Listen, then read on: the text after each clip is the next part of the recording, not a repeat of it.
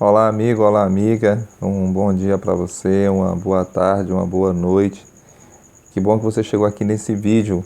Eu me chamo Francisco, tenho um canal no YouTube, né? E estamos fazendo uma série de estudos da Palavra de Deus. Hoje nós iremos estudar sobre as leis na Bíblia. É o estudo de hoje. Eu convido você a curvar sua fronte e vamos fazer uma oração ao nosso Deus.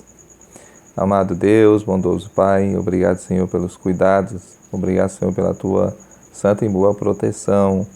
Esteja com essa pessoa que irá estudar a Bíblia conosco, que o Senhor possa abençoá-la de maneira toda especial e que ela possa vir aprender mais do Senhor nesse presente estudo. Fica conosco, nós te agradecemos, no nome do Senhor Jesus. Amém. Se você ficar até o final e você gostar desse vídeo, você possa dar um gostei, né, ou que você possa se inscrever no nosso canal, né, e também estar compartilhando esse vídeo, né. Como foi falado, as leis na Bíblia. Eu estou com minha Bíblia aqui na mão, né, e convido você a estar também com a sua, para que nós possamos estar acompanhando os textos juntos, não é mesmo? Aqui diz assim, veja só o que nos diz. Sábio, justo e amoroso como é, Deus estabeleceu leis para regulamentar a saúde dos relacionamentos de seus filhos e sua conduta diante dele. As leis não existem para tolher a liberdade saudável, mas para ampliar seu significado e aclarar seu sentido. À nação israelita foram dadas diversas leis, algumas das quais se cumpriram em Cristo e perderam seu valor para os dias de hoje. Para todos os que pretendem se tornar cidadãos da pátria celestial, também foi estabelecida a lei da liberdade. A Bíblia descreve essas leis. Então nós podemos ver que Deus estabeleceu leis, né? E as leis que Deus estabeleceu foi para proteger os seus filhos, não é isso? E algumas leis Deus estabeleceu lá no passado, né, para o povo de Israel, e que essas leis hoje não têm validade, né? Perdeu a validade, perdeu o valor. Mas aqui diz assim, que tipos de leis encontramos na Bíblia? No segundo livro da Bíblia, chamado Êxodo, capítulo 21 e capítulo 22, nós temos lá as leis civis e leis de proteção para reger a nação de Israel. Então, se você for lá, você vai encontrar. No livro de Levítico, o terceiro livro da Bíblia, depois de Êxodo, do capítulo 1 ao capítulo 4, você vai encontrar lá as leis cerimoniais, né? Essas leis cerimoniais, elas envolviam sacrifícios e ofertas de animais específicas para o santuário. Em Levítico 11, você vai encontrar lá as leis de saúde, né? Essas leis de saúde eram para a felicidade e bem-estar do ser humano, né? Em Êxodo capítulo 20, do 3 ao 17, lá nós encontramos a lei moral. A lei moral ela expressa o caráter de Deus, conhecida como lei dos 10 mandamentos, escritas, né, pelo dedo de Deus em 2 tábuas de pedra. Então você vai encontrar isso em Êxodo 31, verso 18, né? Deus escreveu a sua lei em 2 tábuas de pedras com seu próprio dedo, os 10 mandamentos, e entregou ela a Moisés. Vamos lá. A lei cerimonial estava relacionada com o santuário. Como era o santuário? Então nós vamos para o livro de Hebreus, capítulo 9. Estou com minha Bíblia aqui aberta. Hebreus 9. Hebreus está bem pertinho de Apocalipse. Você chega em Apocalipse, você volta um pouco e você vai encontrar o livro de Hebreus 9, do 1 ao 5. Nos diz assim: Ora, a primeira aliança também tinha preceitos de serviços sagrados e o seu santuário terrestre. Com efeito, foi preparado o tabernáculo, cuja parte anterior, onde estavam o candeeiro e a mesa, e a exposição dos pães, se chama o lugar santo.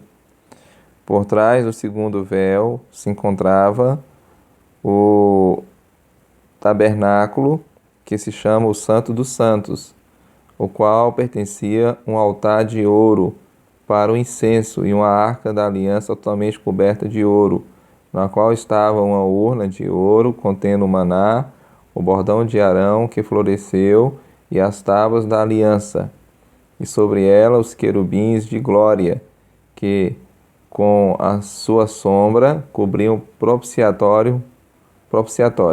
Dessas coisas, todavia, não falaremos agora. Então perceba aqui algo interessante, né? Como era então esse santuário? Ele tinha 2 compartimentos. Ele tinha o lugar santo e ele tinha o lugar santíssimo, né? Perceba que existia um véu que separava esses 2 compartimentos. E o que é interessante também, que o lugar, né, antes do lugar santo, existia o pátio. E esse pátio era reservado, né, ao povo. Então o povo vinha, trazia ali um cordeiro, né, um animalzinho, geralmente era um cordeiro, animal de 1 ano de vida, para ser sacrificado no altar de holocausto. Então o animalzinho era sacrificado. E lá no pátio existia o altar de holocausto, existia uma pia para que o sacerdote lavasse as suas mãos. Então era assim que era o santuário, né? O santuário terrestre. Vamos lá. Com a morte de Cristo, o que ocorreria com a lei cerimonial, né? Essa lei que nós estamos falando aqui, desse processo de levar animais para ser sacrificado no santuário, né? O trabalho lá do sacerdote lá no santuário, o trabalho do sumo sacerdote, não é isso? Com a morte de Cristo, o que ocorreria com essa lei? Essa lei cerimonial, também chamada de cerimônias. Nós vamos no livro de Daniel. Estou com minha Bíblia aqui aberta. Convido você a abrir a sua. E nós vamos para o livro de Daniel 9, verso 27. Daniel 9, 27. E o texto diz assim: Ele fará firme aliança com muitos por 1 semana. Na metade da semana fará cessar o sacrifício e a oferta de manjares. Até aqui. Então você percebe algo interessante? Esse texto aqui, ele está se referindo a Jesus, né? Então perceba que com a morte de Jesus, ele faria cessar o sacrifício e a oferta de manjares, né? Então perceba que quando Jesus morre na cruz, né, não precisava mais sacrificar aqueles animaizinhos, não precisava mais. O Cordeiro verdadeiro, né, Cristo Jesus, estava morrendo na cruz do Calvário, né? O sacrifício perfeito, então, foi feito. Você entende? Então o texto fala claramente aqui, né, que não precisava mais, né? O texto diz assim: fará cessar o sacrifício e a oferta de manjares. Mas tem outro texto que nós vamos examinar, está no livro de Efésios 2, verso 15. Vamos ver o que diz o livro de Efésios 2,15. Vamos folhear a nossa Bíblia, né, e descobrir. Estou folheando a minha, eu convido você também a folhear a sua, viu? Efésios 2, verso 15. O texto diz o seguinte: aboliu na sua carne a lei dos mandamentos na forma de ordenanças, para que dos dois criasse em si mesmo um novo homem, fazendo a paz. Então você percebe o que o texto fala? O texto diz o seguinte: aboliu, né, na sua carne a lei que era em forma de ordenanças. Aqui novamente está falando do sacrifício de Cristo. Mediante, né, a morte de Cristo na cruz, a lei, né, em forma de ordenanças, ela foi abolida. Ou seja, aquela lei de sacrifício, então, ela não tinha mais nenhum rigor, né? Então, perceba o seguinte, nós temos também outro texto, que o texto ele vai nos dizer praticamente a mesma coisa.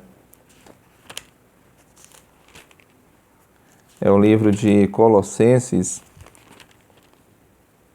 o capítulo é o capítulo 2, e o verso é o verso 15, e diz assim, Colossenses 2,14, diz assim, tendo cancelado o escrito de dívida que era contra nós e que constava de ordenanças, o qual nos era prejudicial, removeu inteiramente, cravando na cruz. O texto fala aqui que foi cancelado, né? Tendo cancelado. E é interessante que o texto também diz o seguinte, removeu inteiramente, né? E encravou aonde? Na cruz. Então, quando Jesus morre na cruz do Calvário, essa lei de ordenanças, chamada também lei cerimonial ou de cerimônia, ela não teria mais nenhuma validade, né? Até porque o cordeiro, né, que era levado para ser sacrificado ao sacerdote, esse cordeiro representava Jesus. Então, o cordeiro verdadeiro estava morrendo na cruz. Então, não precisava mais levar os animaizinhos, né, para serem degolados, para serem mortos, né? Porque Jesus morreu na cruz. Então, a lei de ordenança, ela foi encravada aonde? Na cruz, né? Então, vamos lá. A Bíblia nos ensina claramente que a lei cerimonial foi abolida na cruz. Mas o que dizer da lei dos 10 mandamentos? Vamos descobrir? Será que essa lei dos 10 mandamentos, né? Que está lá em Êxodo, capítulo 20, do 3 ao 17, será que ela ainda está em vigor, né? Será que ela ainda está em funcionamento? Vamos descobrir. Mateus 5, e o verso é o verso 17, diz assim, não penseis que vim revogar a lei ou os profetas, não vim para revogar, vim para cumprir. Que são palavras do Senhor Jesus, né? Então o Senhor Jesus está dizendo o quê? Não vim revogar a lei, mas vim cumprir toda a lei. Então, os 10 mandamentos ainda estão em funcionamento? Sim, estão em funcionamento. Jesus, em lugar nenhum, aboliu a lei dos 10 mandamentos. A lei que foi abolida foi a lei cerimonial, a lei de cerimônias. Os 10 mandamentos ainda estão em vigor, está ainda funcionando, né? E nós podemos tirar a conclusão aqui na leitura que nós fizemos, né? Jesus não aboliu os mandamentos, pelo contrário, né?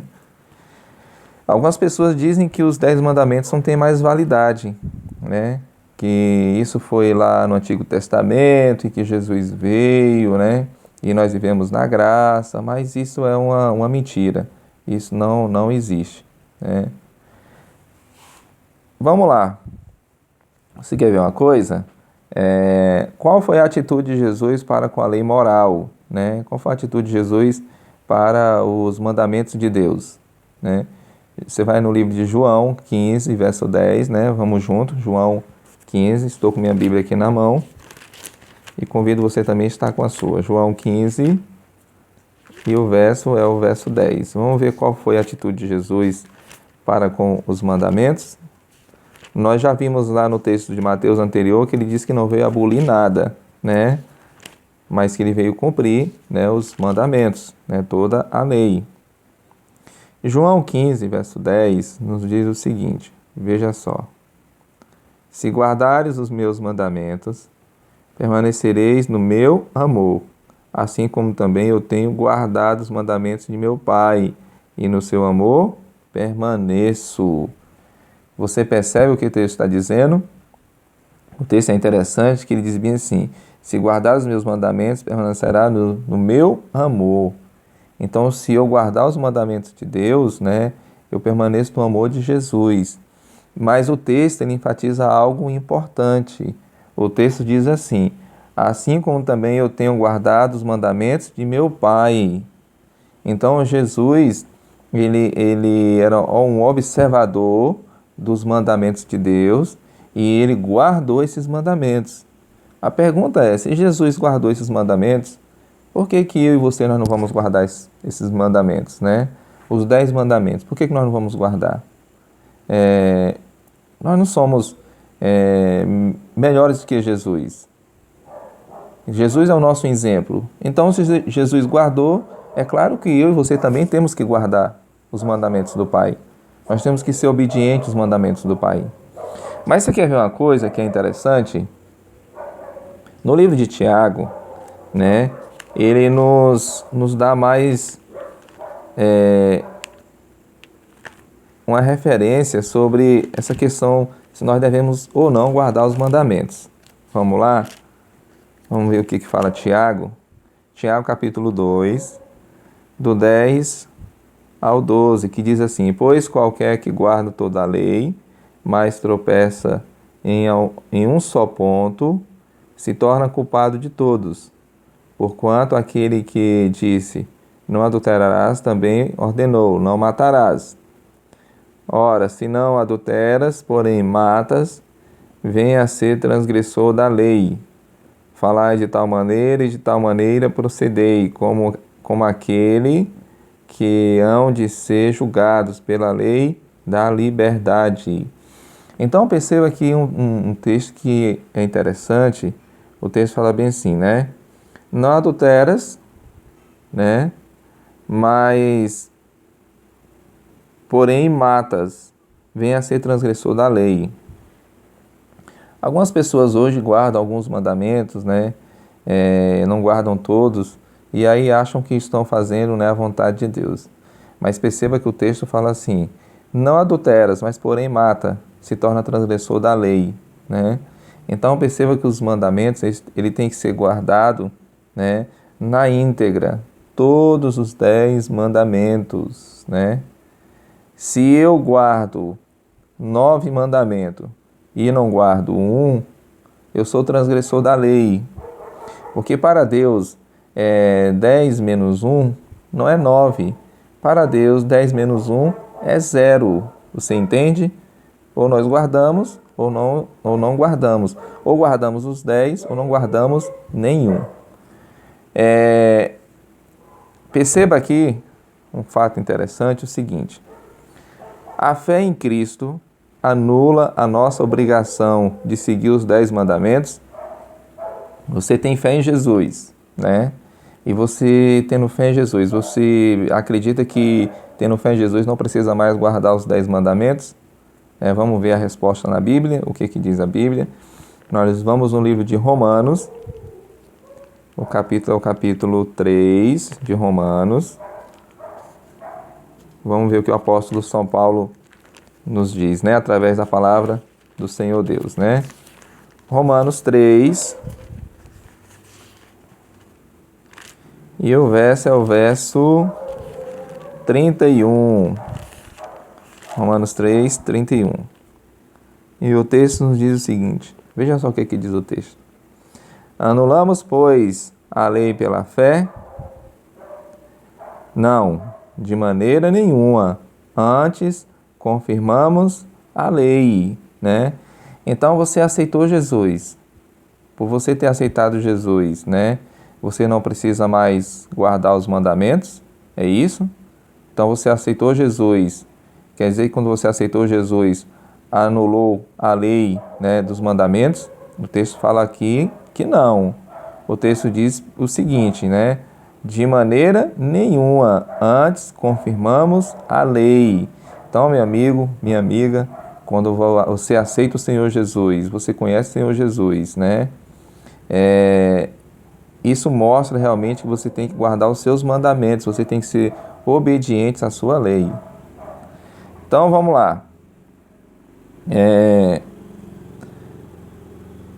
O que Jesus espera dos seus seguidores?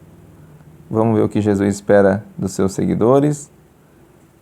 Vamos para o livro de 1 João, o capítulo é o capítulo 2 e o verso é o verso 6. 1 João está bem pertinho de Apocalipse. 1 João 2 e o verso é o verso 6, que nos diz o seguinte. Veja só o que nos fala. Aquele que diz que permanece nele, esse deve também andar assim como ele andou, né? Então, se eu digo que permaneço em Jesus, eu tenho que andar como quem andou, como ele andou, né? Quando fala como ele andou, é ser obediente, fazendo a vontade do Pai. Você entende? Existe um outro texto que nós vamos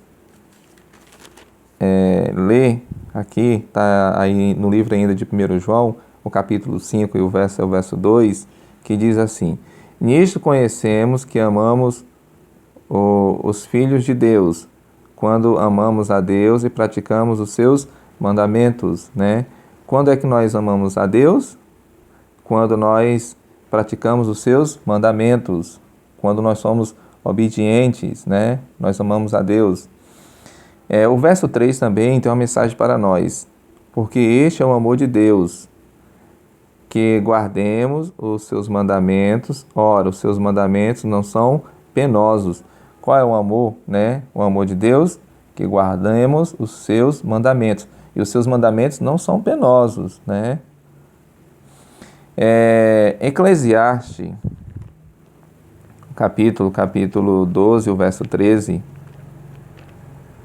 também tem um texto aí para nós vamos meditar nesse texto. Eclesiastes 12 e o verso é o verso 13.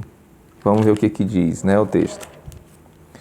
Eclesiastes 12, 13 diz assim: De tudo o que se tem ouvido, a suma é temer a Deus e guardar os seus mandamentos, porque isso é o dever de todo homem. Qual é o dever de todo homem? Temer a Deus e guardar os seus mandamentos. Você entende o que a palavra de Deus está sempre, né, nos orientando a fazer? Guardar os mandamentos de Deus. Isso é o meu dever, isso também é o seu dever, né? E nós temos como filhos de Deus, obedecer a Deus no que Ele está pedindo, né? Que é guardar os seus mandamentos. Mas vamos lá, quais são os benefícios da obediência aos mandamentos de Deus? Como eu e você podemos ser beneficiados, né? Eu convido você a abrir sua Bíblia no livro de Salmo. Você vai voltar um pouquinho aí. O livro de Salmo, o capítulo 19. E nós vamos ver o verso 7 ao verso 11. Veja só, o texto nos fala o seguinte, do 7 ao 11. A lei do Senhor é perfeita e restaura a alma. O testemunho do Senhor é fiel e dá sabedoria aos simples. Os preceitos do Senhor são retos e alegram o coração. O mandamento do Senhor é puro e ilumina os olhos. O temor do Senhor é límpido e permanece para sempre. Os juízos do Senhor são verdadeiros e todos igualmente justos. São mais desejáveis do que o ouro, mais do que muito ouro depurado, e são mais doces do que o mel e o destilar dos favos. Além disso, por eles se admoesta o teu servo, em os guardar a grande recompensa, né? Quais são os benefícios da obediência aos mandamentos de Deus? O benefício é alegria, restauração e grande recompensa. Aqui diz assim: a obediência à lei de Deus não é a causa, mas é o resultado da salvação. Não se guarda a lei para ser salvo, mas por estar salvo em Cristo Jesus. Quem está em Cristo recebe dele o poder para ser fiel e o faz por amor. Eu gostaria de finalizar esse estudo e fazendo duas perguntas. A primeira pergunta é, aliás, duas não, três perguntas. A primeira pergunta é: você aceita que a lei cravada na cruz foi a lei cerimonial e não os mandamentos? Você aceita? Você crê que Jesus está te guiando para conhecer toda a verdade? E aí, a terceira e última pergunta é: você quer a partir de hoje seguir os mandamentos de Deus? Que Deus possa lhe abençoar e que esse seja o seu desejo. E eu lhe agradeço novamente por você ter ficado conosco até o final. Eu convido você a fazer uma breve oração. Amado Senhor Deus, bondoso Pai, Senhor que habita nas alturas dos céus, nós te agradecemos por mais uma oportunidade que o Senhor nos deu de te buscar através do estudo da Tua Palavra. Esteja com essa pessoa que ficou comigo até o final. O Senhor conhece ela, o Senhor sabe o que ela necessita. Fortaleça, Senhor, a sua fé. Cuide dela de uma maneira toda especial. Nós te agradecemos por tudo. Fica conosco não só hoje, mas para todos sempre. Amém. Então, até mais uma próxima.